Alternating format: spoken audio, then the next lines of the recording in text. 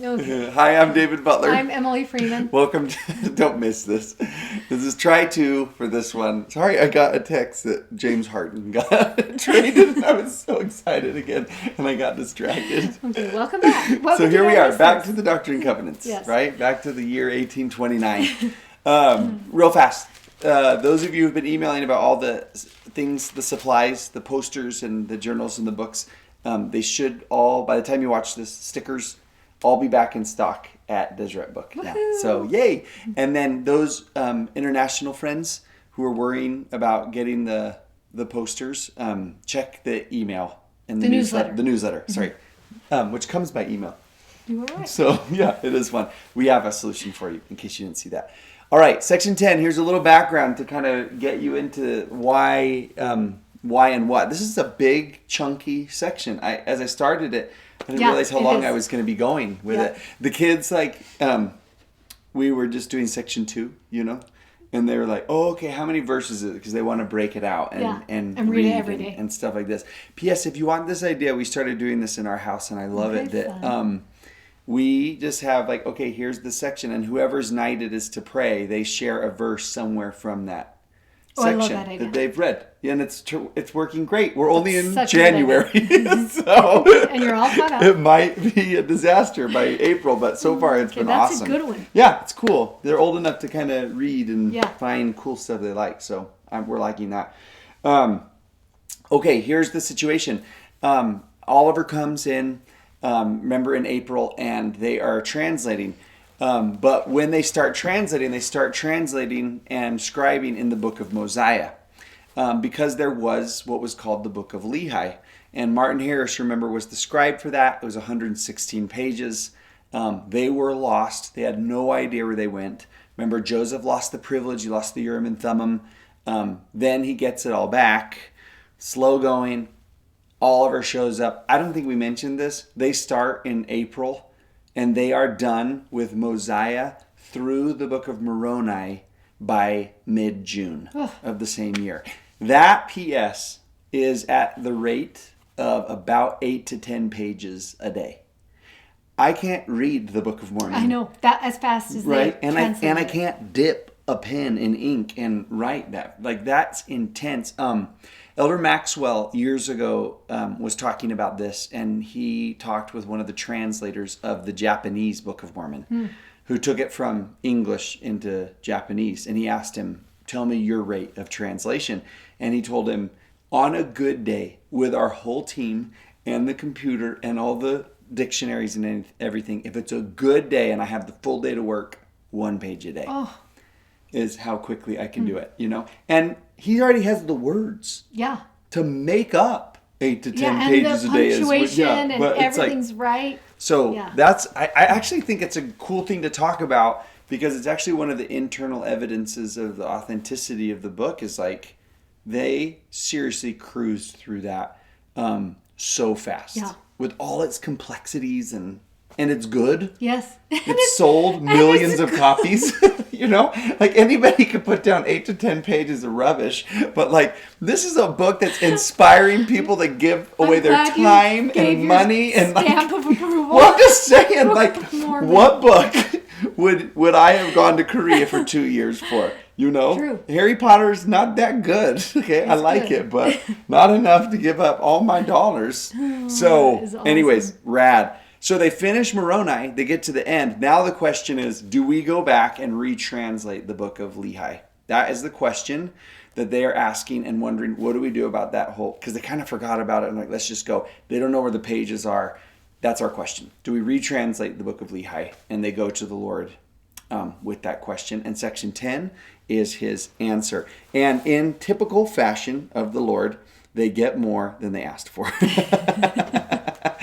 Which is really, really neat. But what you're going to think about when you look at section 10 is, what if there's times, what about those times in your life where you feel like we have nothing's going right. We blew it. It's messed up. Nothing is fixing. I don't see a solution. I don't know how. He's been there once before with section 3. Here we are again, almost now questioning do you almost feel like Joseph brings it up like this? Like, let's just wait till we're done with everyone. Yeah. Everything else, so he's proud of us. Yeah. And then we can ask him it's about like, those. So remember those pages? What should we, should we do, about that? And it's a section of the Doctrine and Covenants that teaches us how God is able to be sure the things that are really important to him are not lost. And when you're in those places of thinking, oh man, what do I even do with this situation? This section teaches us God has a backup plan. And we're going to talk about that in section 10. Yeah, it's so good. I do love this too before we jump in to watching what happens. I love that here they are and they're like at a race to the finish, right? They've been putting in those hours. They're doing 8 to 10 pages a day. And who loves when he says in verse 4, do not run faster or labor more than you have strength and means provided to enable you to translate, but be diligent until the end. And you just love that he's like, I see how hard you're working. Like, you just do the best you can. Yeah. And, I love that little thing. Before we dive into this. Don't burn out, please. Yeah, before we dive into this 70 verse teaching moment we're about to have, let me just start out by telling you, you're doing a great job. Just keep doing what you're doing, And he's like, okay, let's talk about this. Okay, so this is what we find out from this section. As you read through, you'll see the, Oliver? Is that you? We're getting a call. As you read through this section, what you're going to find out happened is, I was so dumb when I said Oliver. Why did they come to my mind? What happened is somebody has the 116 pages. The Lord lays out in this section, let me tell you what happened to the pages, and let me tell you what the plan is for those pages. Someone has stolen them, and they are going to change them so that when you retranslate the book of Lehi again and print it, they're going to show up with the pages, and they're going to say, ha-ha, you didn't do it right. You totally messed it up, which just lets you know that sin makes you a little stupid, because let's just think about this for a second. If they're going to change them because they know they're going to match, then they know that Joseph's legit translating. Yes. So you're like, that's just what is happening? Yeah. And he tells you in here kind of what they're reasoning and why those people and everything. But what the Lord kind of uncovers underneath all of this and spends a lot of time here is this, teaching Joseph this really important lesson for him, for us, is the devil is at work trying to destroy all of the things that are important and precious to you. The devil is organizing and planning and relentlessly trying to ruin every good thing that God and you are trying to do. And that's what he learns underneath all of this, is that, yes, you've got this conniving little group of toothless drunks who are, going to switch the pages. But underneath all that, there is a work of evil and mischief happening from the devil trying to mess this up.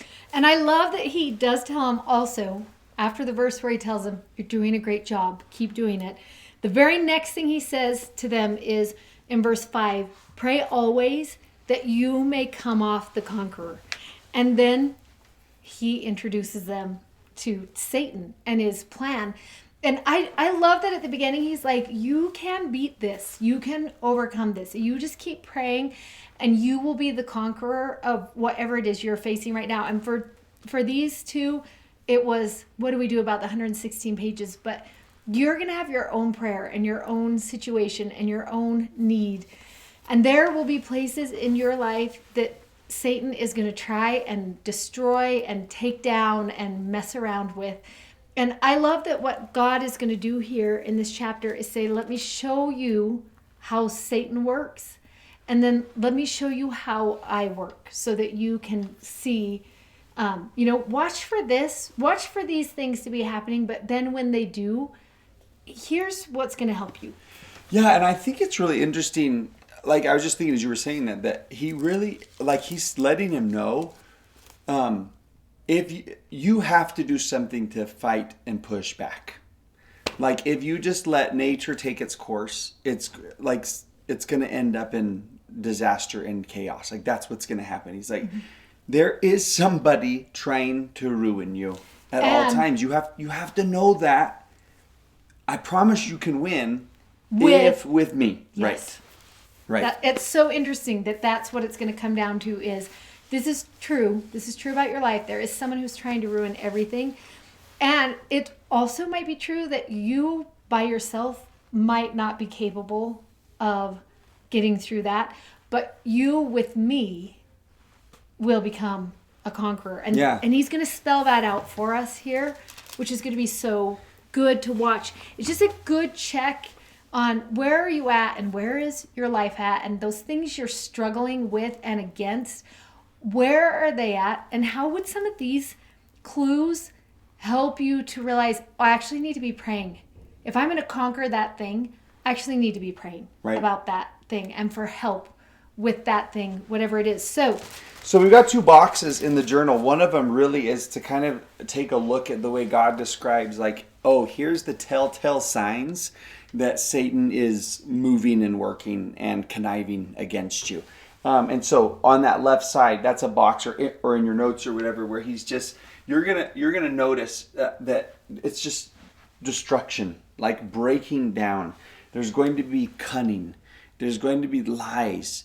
There's going to be darkness. There's going to be a stirring up. That's so true about Satan. He just stirs contention and mischief and lies and, all of those things. And sometimes when you look and you see the results of that happening, where you're just like, oh, this is happening in my family. This is happening at work. This is happening in the country. It's happening.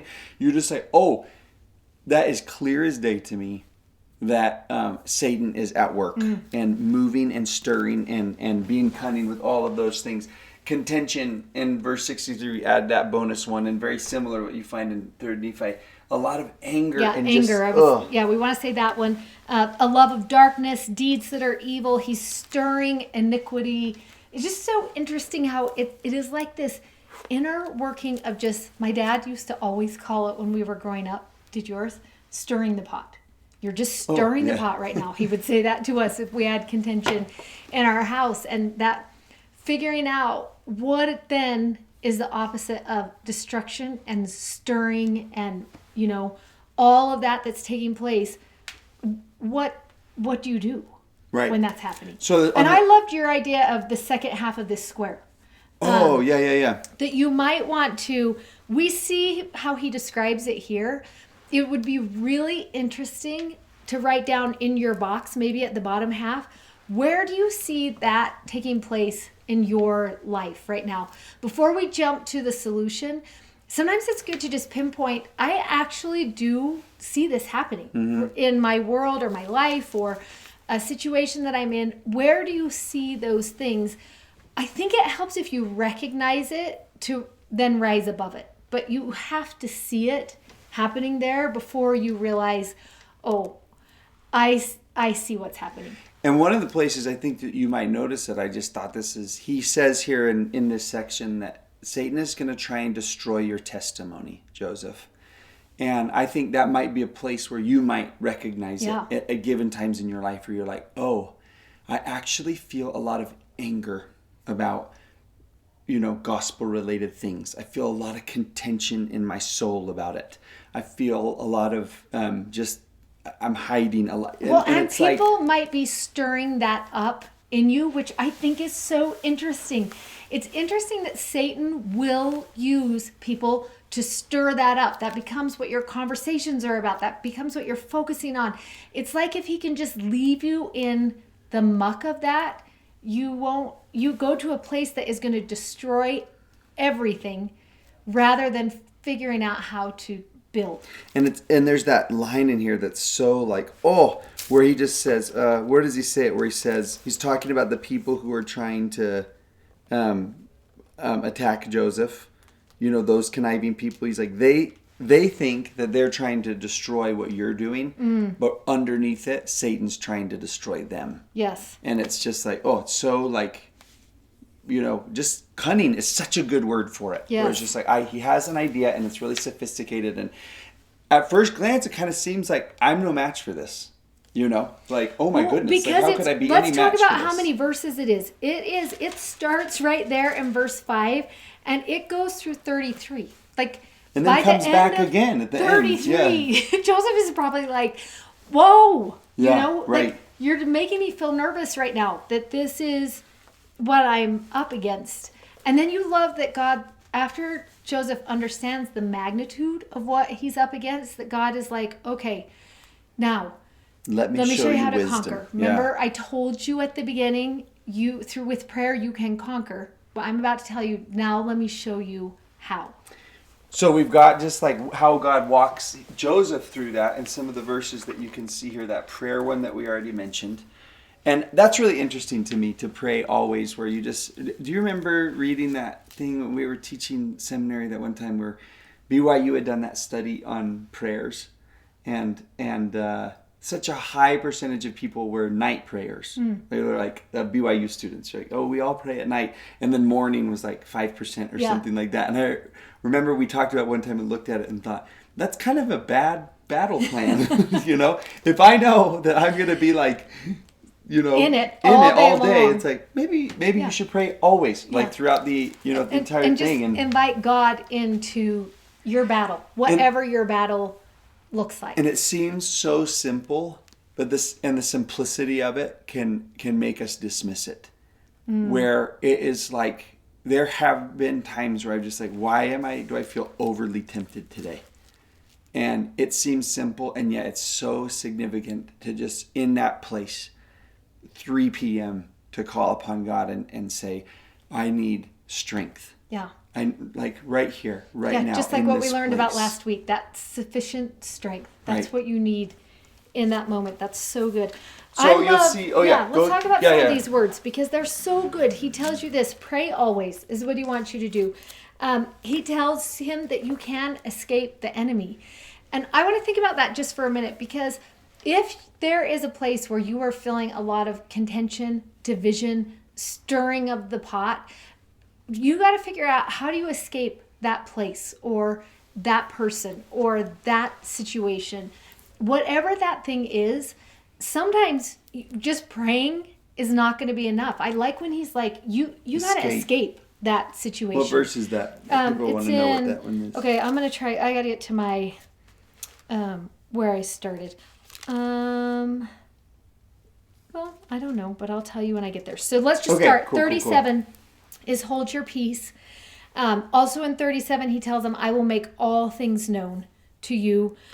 I love in 43 when he says, I will show my wisdom. When you see the cunning craft that is taking place of the devil, I will show you my wisdom, which I love that. In the midst of all that stirring the pot and everything that's going on, I can show you the way out of that. Yeah, and it's neat that in that section right there where he says, hold your peace and don't tell anybody what you're going to do yet. I know that seems a little bit funny because you think you should tell people, but you just won't know the difference between who's your enemy and who's your friend. And so just hold on. And that other one's in verse 5, pray always.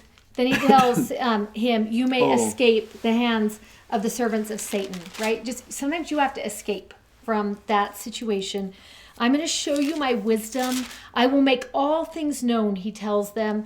I love in 52, verse 52, when he says, I do not bring it to destroy, but to build it up. So that's a really good way to see if it's Satan, it's going to be all about destroying a thing, a person, an ideal, a situation, a community. Satan is going to stir that pot. That's what he's going to do.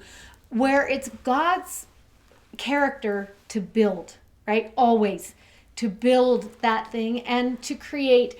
I like, as you read through, you're going to notice as you get into these end verses from 53 on, he's going to talk about belonging and gathering. This is going to be about bringing people in and bringing people along.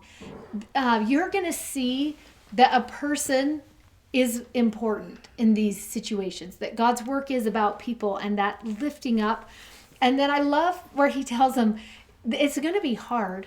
And he says, you're going to need to repent. That's going to be part of the process, right? You're not going to get it right every time. And you're also going to need to keep coming back to me. You'll just keep coming back to me. You're going to keep praying. Escaping Satan is probably something we're going to be doing for the rest of our life. So you're not just going to win that battle once. And this chapter is going to come in handy every time you feel that stirring of the pot.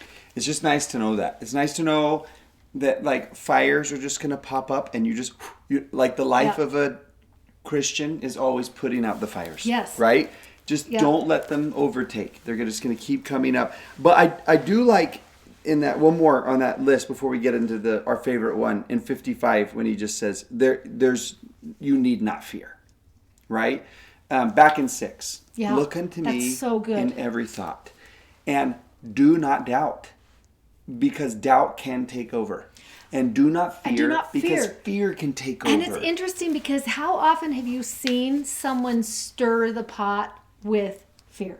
Yeah. Isn't that interesting that is Satan will stir that pot by telling you things that you start feeling that fear so strongly that it might make you act in a way that wouldn't be part of what God would have you do in that situation. And I really think that looks like you just letting your mind go wild and say, well, this could happen, and this could happen, and this could happen, and this could happen, and this could happen. He's like, it's almost that man back in 6 when he's just like, do you see that your eyes and heart are fixed on your fear and not on me?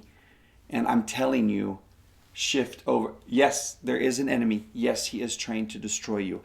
But don't let the fear of him consume you. Yep. That's exactly what he wants. It's so good. And I love this as we think about this. And as you're reading and thinking about it, something did go wrong. Joseph actually did make a mistake. He let Satan get a hold of what was going on. And there was a loss because of it, right? Damage was actually done. But we love that within this chapter, we also learn that God has a backup plan.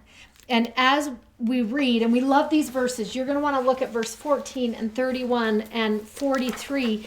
And it's cool that they're throughout, right? Yes. They're just scattered. He keeps reminding them Yeah. over and over again.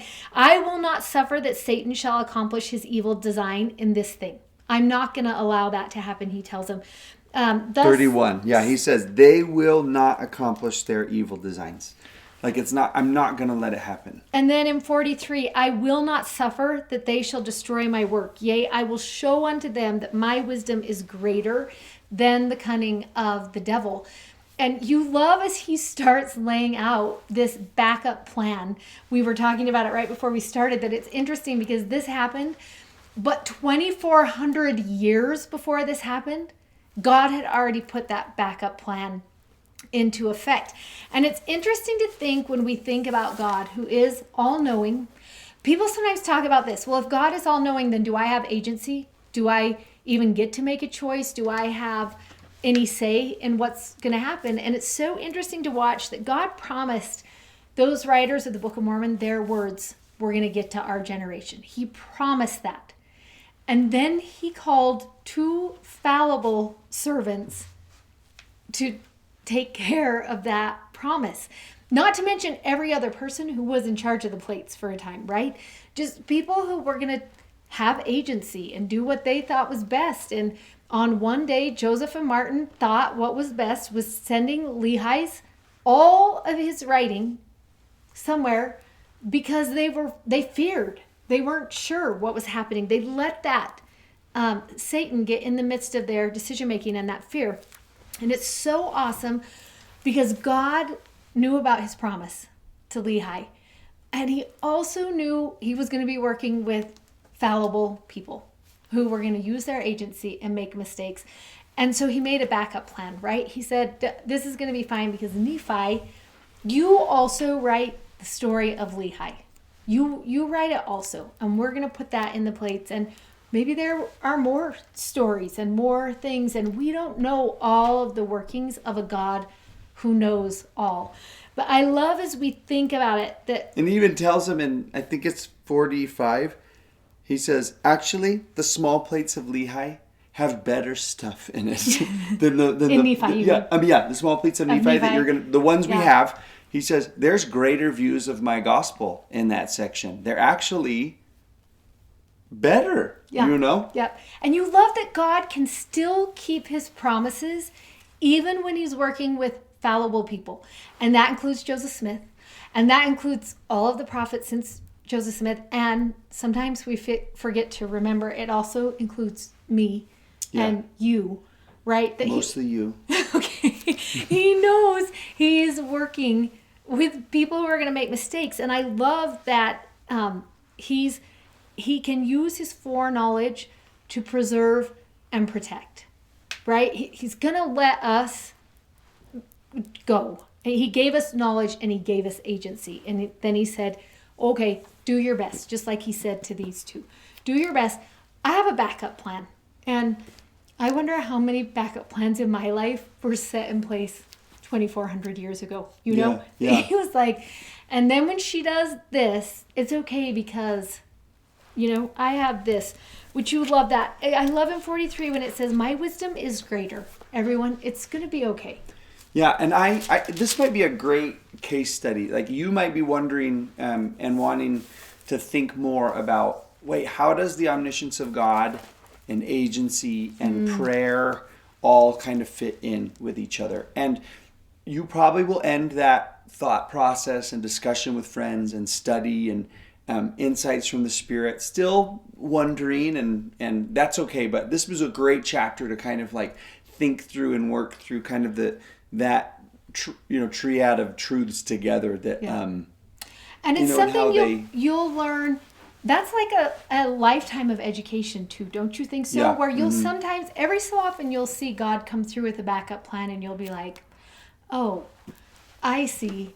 And every time you see it, then you're like, okay, there's just something comforting about knowing that God knows all the things. Yeah, here's the thing from Joseph, teachings of the prophet Joseph. He said this: the great Jehovah contemplated the whole of the events connected with the earth, pertaining to the plan of salvation before it rolled into existence. Past, present, and future are with him one eternal now. He knew of the depth of iniquity that would be connected with the human family, their weaknesses and their strengths, their power and glory, apostasies, their crimes, their righteousness and iniquity. And then this line: he knows the situation of both the living and the dead, and has made ample provision for their redemption, according to their several circumstances. And I love that. Sometimes I don't know how they all fit together, but I do love knowing that, yes, there is a devil who is at work to destroy the work of God. But there is God himself who is at work and will provide ample provision according to the several circumstances of your life to protect and preserve and build and enable you to keep and have restored back to you sometimes those things that are most precious to you. That's what he's like. And even like here, I love believing in a God who can even take my own mistakes and weave them into the tapestry of my life. Yeah. I believe in a God that is that powerful. And when we do, when we see that there's a God working for us, we're not paralyzed anymore, by our decisions or by fear, because we know his wisdom's greater. Yeah. I can move forward, trusting, praying, holding my peace, and knowing he's working behind the scenes for this all to work out. Yeah, that is so good. So many really great things from section 10. And then we're going to jump into section 11. And sometimes the sections just lead nicely into each other. In the Doctrine and Covenants, we really are going from someone's experience to someone else's experience a lot of times. And that is what happens here. So yeah, in fact, if you were to put section 11 and 12 in their chronological order, they would go after 13. But Orson Pratt forgot to move them when he put together the 1870 Doctrine and Covenants. So this actually, it's a little out of order, but the story's so fun.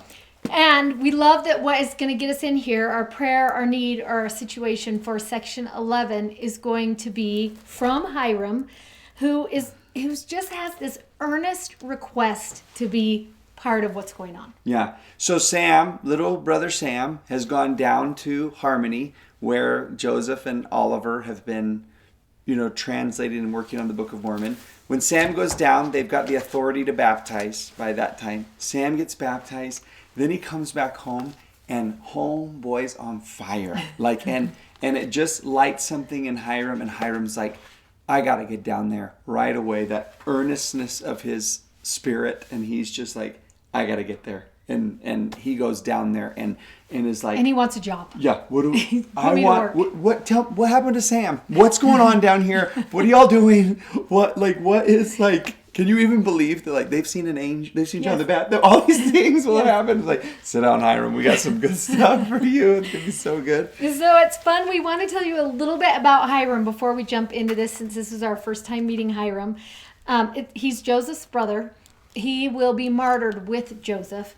He's one of the 8 witnesses of the Book of Mormon. He's one of the original 6 members of the church. He will become the patriarch of the church. And you love that he's described like this. He once told the members of the Quorum of the 12 and the Quorum of the 70s, who had just been called on missions. I love this because it is so the truth of his life is what he says to them. Never trifle and take lightly your office and calling, and hold strictly to the importance of your mission. At all times, remember your position before the Lord, and hold in high esteem and respect the priesthood you bear. Don't you just wish Hiram came and said that to every 12 or 11-year-old now boy who got the priesthood, that he was like, listen, friend, this is what I want you to know about this gospel and this priesthood and this call to be part of this church. It's just, I love his passion for that. Joseph Smith Sr. Told Hiram, you shall be as firm as the pillars of heaven unto the end of your days. So true about Hiram. I now seal upon your head the patriarchal power, and you shall bless the people, which is true. And was there one more thing you loved in here? Yes, because y'all, do you know Hiram's my best friend? And let's tell them what book we're reading. Oh, this is from Susan Easton Black's. And that is so true. If David had to pick his favorite church history character, I really do think it is Hiram. I'm so endeared. He's a day oneer, from the very beginning. One of my favorite stories actually about Hiram is when Joseph has his leg operation, and when he was 8 years old. Hiram was 6 years older than Joseph. So here's 14-year-old Hiram and 8-year-old Joseph. And I have a 14 and an 8-year-old. So it's so sweet to me to think about the interaction between them. And the only relief Joseph could get on his leg is if someone squeezed his leg right above his knee. And Hiram would just stay through the whole night and hold on to Joseph's leg. And when Alvin, their oldest brother, died, the last thing Alvin told Hiram is, your job's now to take care of the family. Watch over everyone. And that's what he does. And he could have been the bratty older brother and thought, well, how come I didn't? Yeah. How come my younger brother's the one who's, and he watches over Joseph his whole life. And Joseph said this about Hiram. I lost it. I'm going to just make it up because it's so good. Oh, it was so good. Where is that sweet line about him that you just want to die, that you just love so much? While you're finding it, I'm just going to take us into 11, and you're still going to find it because it's going to be I found it. Oh, good. Okay, he says this about Hiram, my guy. I could pray in my heart that all my brethren were like unto my beloved Hiram, who possesses the mildness of a lamb, the integrity of a Job, and in short, the meekness and humility of Christ. And I love him with a love that is stronger than death. Oh, you guys, if Jesus is unavailable on Judgment Day, ask for Hiram. He just is so good and so sweet. And he comes down so awesome with this earnest spirit. And one thing you're going to find in this section is for those of you who have wished upon a star or on a birthday cake for years and years and years for something that you want so desperately and is so good, because that's all that came out of Hiram's heart was good things. And had the Lord say to you, wait, and you've handled the balance of this good golden desire. Yeah, I'm praying for something that's so right. It's right righteous. Good. It's good. And then the Lord just saying, wait. But he doesn't just say wait. He says, I have some counsel and instruction and plan for you in the waiting. And that's so section good. 11. That's all section 11. We love, first of all, for you to go through and mark everywhere where you see the word desire. Because that is what this whole chapter is. It's just Hiram's desire for to be part of the good things that were coming. And it's going to start out with him, with the Lord saying, I hear you, Hiram. I see what you're desiring. It is a good thing. You are going to be, he tells him in verse 8, the means of doing much good in this generation. Like, it's almost as if he's like, yep, that thing you're asking for, to be able to teach and to lead and to be able to help build the kingdom, yes, you are going to be able to do that. But there's going to be this moment where he says, it's not now. It's not now. And before he tells him that, he says this, you keep desiring this, and then let me give you some things to do. And first of all, he's going to tell him, you're going to practice repentance. You're going to keep my commandments. What verses are you in? I'm in verse 9. Okay. And then in verse 10, you have a gift, or you will have the gift if you keep desiring of me with faith and with an honest heart, and you believe in the power of Christ. Because it is I that speak. I am the light. And by my power, I'm giving you these words. And then he's going to teach him two things. One is how to recognize the Spirit working and moving in your life. And the other is what to do in the waiting. So let's talk about the Spirit first. How do you recognize the Spirit? Which I love this part of section 11. Because a lot of times we go and speak, and particularly when we go and speak to youth all over the world, sometimes we'll have them write in questions. What questions do you want to know? And no matter what, the large portion of the questions will be the same question, which is, how do I know if it's the Spirit? How do I know? Or like, how do I know if it's just, that's what I'm thinking I should do? Or am I on the right track? Does yes. God really want me to be doing this? Yes. Or you feel that, and I think we all know that, right? Well, you'll have a prompting, and then you'll be like, was that me? Or or was that the Spirit? Am I supposed to do it? And let's come back to section 10 for just a second and say, hey, FYI, it's great to try and work through that and figure it out. I love that you're going to say this. The study it out part. What's that? The study it out from Oliver. Oh, no. What I was going to say is, don't be paralyzed by moving forward thinking like, well, I'm going to mess this up. Because remember, backup plan. Like, okay, you're not going to mess up. You're doing the backup plan, and I'm thinking about Oliver. When the Lord was like, study it out, come to a decision. And what if you're like, I don't know? I love that he's like, okay, let me tell you if it's the Spirit. Like, if you're wondering if it is the Spirit, here is like this litmus test if it is the Spirit. I'm going to give you 6 things. And if what you're feeling or experiencing fits into one of these 6 things, you can trust it's the Spirit. And so this is verses 10 through 14. Yep, and you're going to see him clearly in 12 and 13. He says this, if it's telling you to do good, it's the Spirit. If it's telling you to do justly, or you might, when you look at some of these, you're like, well, what does that even mean to do? We don't use language like that today. But if it's telling you to use equity or justice or to balance a situation the way God would balance a situation, that's the Spirit. If it's telling you to walk humbly in a situation, that would be the Spirit. If you're supposed to judge righteously between good and evil, and you're feeling a prompting one or the other, that would be the Spirit. Then you skip down into 13, and he tells you, if your mind's been enlightened, if all of a sudden an idea has come to your mind, that's the Spirit. And the last one I love, if it makes you feel joy when you think about doing that thing, that's the Spirit. And I've used this so many times in my life where I'll feel something and I'll think, is it a prompting? And I'll immediately just think to myself this list. Okay, is it good? Is it going to cause me to do good? Maybe your prompting is, you should text that person. Well, I can't tell if the Spirit told me to that or if I just thought it. Well, is it doing good? Okay, then you should just do it. Or justly, is it like, is it going to lift somebody up? Yeah. If it's going to lift somebody up, you should do it. It's more than likely, it's the Spirit that is helping you in that situation. Or if you're feeling the Spirit be like, you could handle this a little bit better. You know that moment when you feel like, that could be the Spirit. Just act as if it is and do that thing. There's that story that is so cool from President Packer that he tells where when he was a younger apostle, he was in Germany. And this is back when Germany was scary and stuff. And he's about to get on a train to travel to a new city.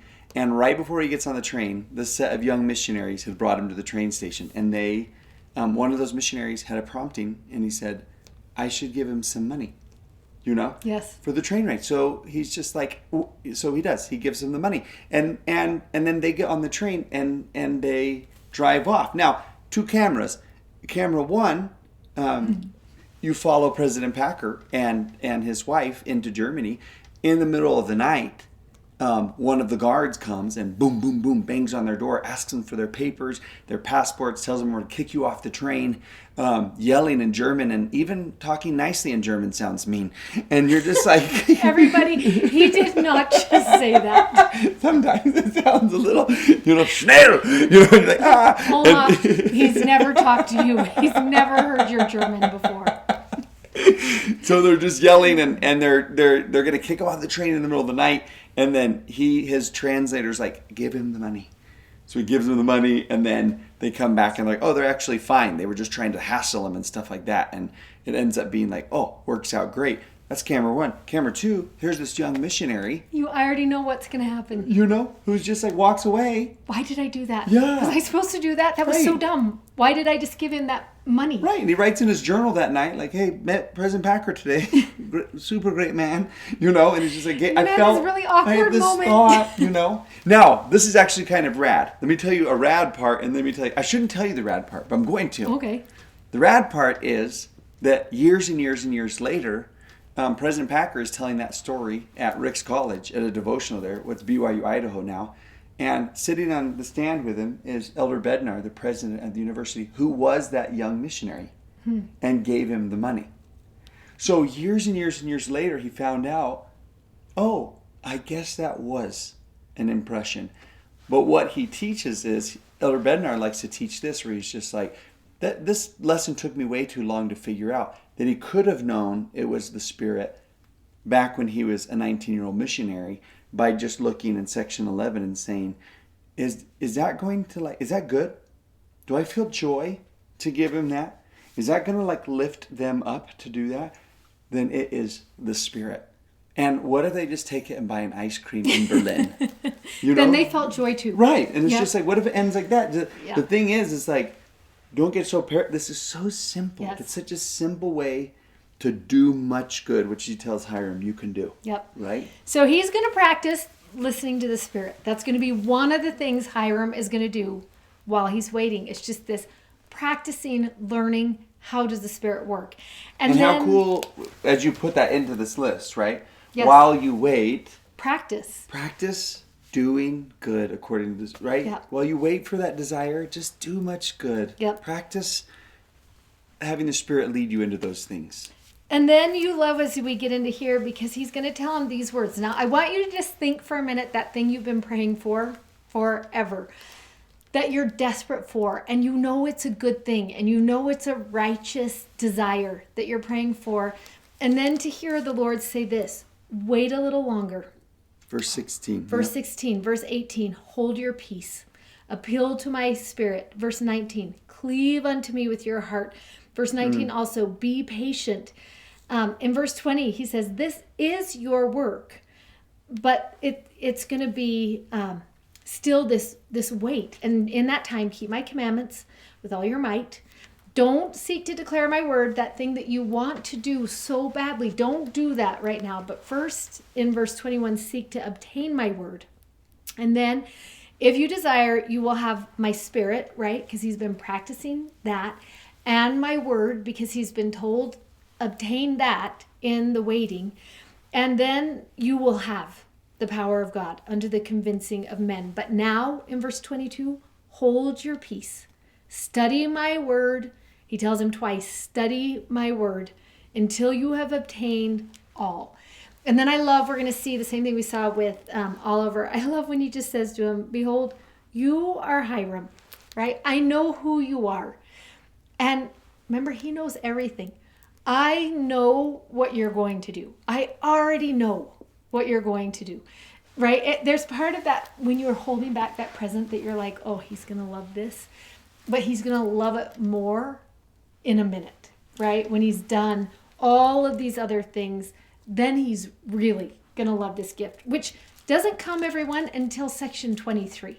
That's when that desire is finally realized. We have a ways to go. Yeah. That verse right there it's always been one of my favorite verses, particularly because Which one? Which 23, verse? 23, where he's like, you are Hiram, my son. Like, you have to remember the one who's telling you to wait has a fatherly love for you, is working desperately in all situations with ample provision to make a good life for you.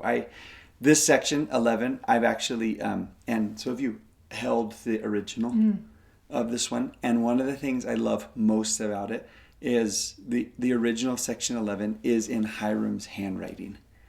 So he is sitting there while Joseph's dictating the answer, which is an answer to him, and Hiram is the one writing it. And I always think, how did his heart jump when he got to that verse 23 and he just wrote from the Lord, you are Hiram, my son. Yes. You know, it's yep. so And you sweet. think about that part, but you also think about too that part that must have just tugged at his heart a little bit when it was just like, wait a little longer, hold your peace. I told you a couple weeks ago about that time when we bought that job that we felt so prompted, and the months before we bought that business, when Greg was doing everything he could to find a job, he was turning in his resume everywhere. We got 0 phone calls in those months, which was so weird. I mean, I would hire Greg. And Same. No one else wanted to. And he got blessing after blessing from different people. Our bishop gave one. His best friend in Las Vegas gave one. Our good friend here gave one. My dad gave him one. Every so often when just the weight of the waiting got so heavy, Greg would ask for a blessing. And in every blessing it says, exactly, the Lord has something in mind for you. Wait. And that's so hard when you hear that in a blessing. You're like, that actually is not what I wanted you to tell me right now. That's hard news. Why is it so hard to wait? I don't know. It is so hard to be in the middle of the journey and in that. And I love that in 11, he's like, here, for those of you who are waiting, you just start reading in verse 16 and you read all the way till 30, and I'm going to tell you what to do in the waiting. And it's so hopeful, you know. Yeah. It's just so, there's so much goodness in that waiting. So if you are in that place, if you feel like you are in that waiting and you know what you're praying for is good and a righteous desire, you might love to spend a little bit of time in verses 16 through 30 and just let the Spirit tutor you through this next little bit of waiting. And the advice that he gives isn't how to pass the time. It's how to find fulfillment and joy and treasure. Yes. Right now. Yes, that's like so you don't good. have to wait. Yeah. We're not just like, just let's watch a movie until your good part of your life starts. But rather, Hiram, you're living the good part of your life right now. Let me show you and teach you how to embrace it. Yes. Right in this moment. Yeah, that's so good. It's not wasted time. Yeah. No. Yeah. He's working in the waiting. Yeah. Right. Okay, y'all. Next week we are going to be at the Joseph Knight home. Oh, you and cannot the Susquehanna wait. River. You can't wait to Those meet are like- Joseph Knight. I will tell you right now, as much as he loves Hiram, I am in love with Joseph Knight. You are so excited. You can make a paper chain and count the days. That's how excited. So a field trip next week to those really remarkable places. So we'll see you in New York.